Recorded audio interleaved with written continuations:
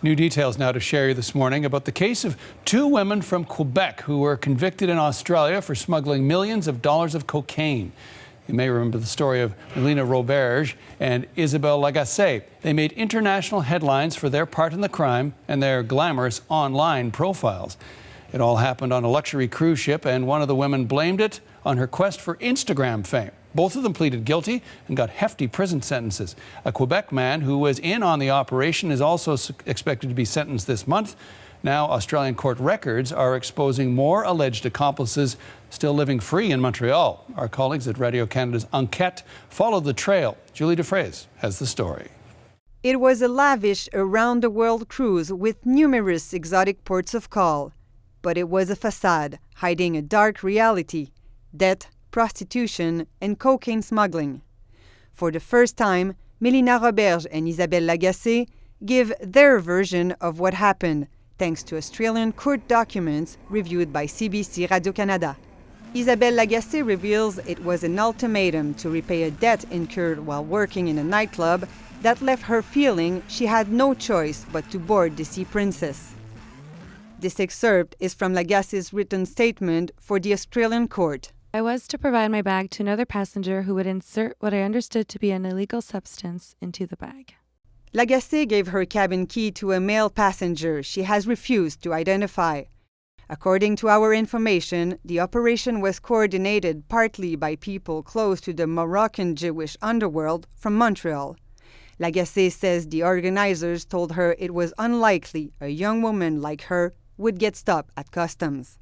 Montreal's upscale nightclub scene also led Melina Roberge to a man she calls Sugar Daddy. He got Roberge involved in prostitution in Montreal and Morocco. I met a lot of people whom I understood to be friends and associates of Sugar Daddy and discussed the option of making money on a cruise ship by playing a role in a drug importation. Her statement also offers details about other Quebecers in the plot to smuggle drugs. I suspect that the drugs came on board in Peru because all of the 5 males were making a lot of back and forth trips on that day. We tracked down 2 of those men in Montreal. Neither have faced any charges. What's this concerning? You know what the Sea Princess is? You caught me kind of at a bad time. Okay. Do you have a card or something I could take? Stéphane Chevrier is one of the men who would have brought the cocaine on board the ship.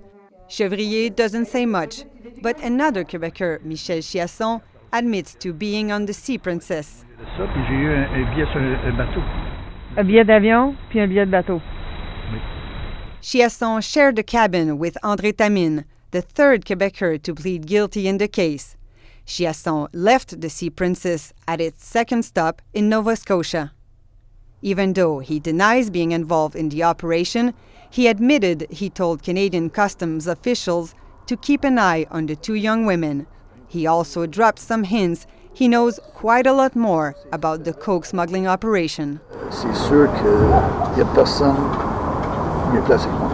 The RCMP has met with at least 2 of the other Quebecers on the cruise. So why aren't these people concerned about legal repercussions? The RCMP won't comment on any ongoing court cases or investigations.